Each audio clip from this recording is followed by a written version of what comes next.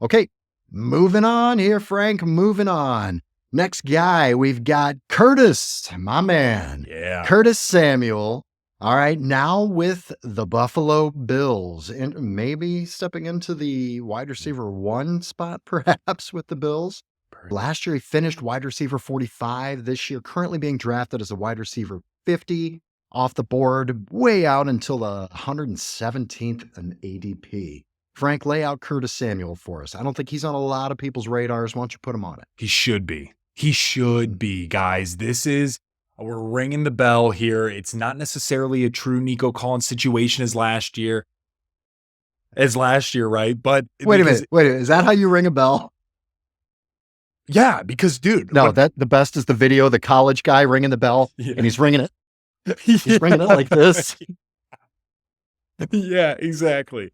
Yep. So every time I ring the bell, I'm gonna make a fucking face and get after it, dude. So I'm ringing the bell on Curtis Samuel over here. John, he signed a 3-year, $24 million deal, $15 million guaranteed. Holy shit, what a deal for that of Curtis Samuel, man. He's playing alongside of that of James Cook, Keon Coleman with some swag, who is their rookie receiver that they drafted out of Florida State, who is going to be, or should be, really solid as well. You have Khalil Shakur, Dalton Kincaid, and Dawson Knox as well. So the players that I just listed, there's not a lot of top tier guys just yet outside of potentially Dalton Kincaid. So for me, man, I'm all about Curtis Samuel. This guy is such a Swiss Army knife in the way he was used not only for the Buckeyes, but also used for the Washington Commanders. He ended up having, John, looking at some of these stats here, his average depth of target was 6.7, which was really, really solid. And you guys are going to be like, well, you just said 7 is bad, right? Well, yeah, for Stefan Diggs and stuff like that. But for Curtis Samuel, who's running flares out of the backfield, who's doing reverses, who's also getting more mesh routes, things like that, it's a bit different of a style of play. So 6.7 still isn't that terrible for him. In addition, Johnny had 91 targets, 62 receptions, 613 yards, and 4 touchdowns. As you mentioned, finished receiver 45. That's not nothing. So then that was also with Sam Howell on a terrible offense. And he also had a shit ton of receiver competition between that of Jahan Dotson, Terry McLaurin, right? And a few of the other guys. So for me, man, I really think this is a diamond in the rough. If I am looking at him and he is there and at ADP 117, which is what, round 12, round 13, round 11-ish, around there, like, yeah, man, I'm all about it. And I am absolutely targeting and drafting him in every possible league I possibly can. All right, let's just look at simple math. I mean, this is just kind of what I'm looking at here. Stefan Diggs, we just talked about it, had 160 targets, 160 goddamn targets. Gabe Davis, also not there anymore. We're going to get to him in a second. 81 targets, man.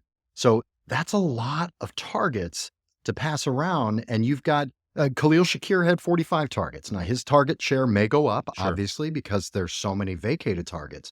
But 160 targets, 80 targets, and you've got Keon Coleman, and you've got Curtis Samuel. That's a lot of fucking targets to go around, man. A lot. It really is. I would imagine that you're going to have James Cook target share go up. Yeah. You're going to see 2 tight end sets, I'm sure, much more often with Kincaid and Knox on the field. But it's still a lot of receiving targets. I mean, it almost seems impossible that Curtis Samuel doesn't come close to 100 targets. It seems impossible that wouldn't be the case. So I think that's great, man. I think he's being slept on. Not a sexy pick, no, but it's a guy that is a sure, slow and steady guy when it comes to production.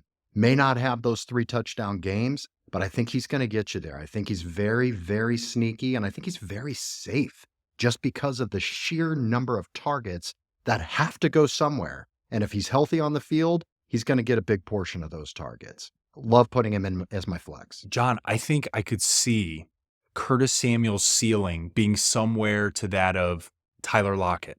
That very, very similar in terms of fantasy output and production. Again, I don't know if he'll get there this year to that level of what Tyler Lockett has been performing.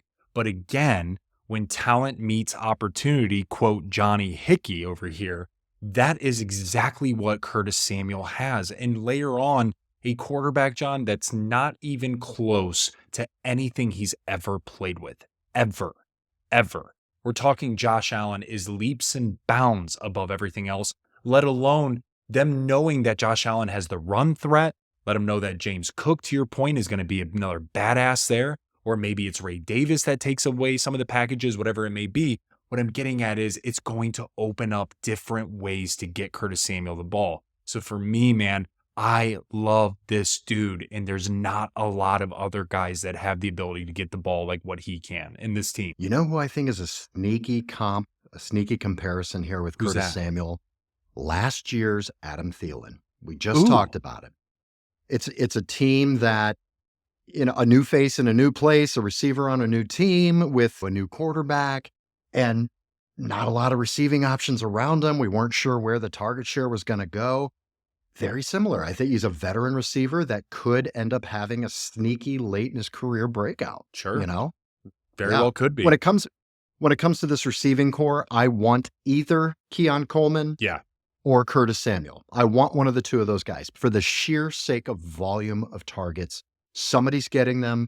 Somebody's going to be scoring on this team. You've got the number one fantasy quarterback in fantasy football. Throw him to him. He's drafted number one overall. I don't think it's that close. So, yeah, that's where I stand with him.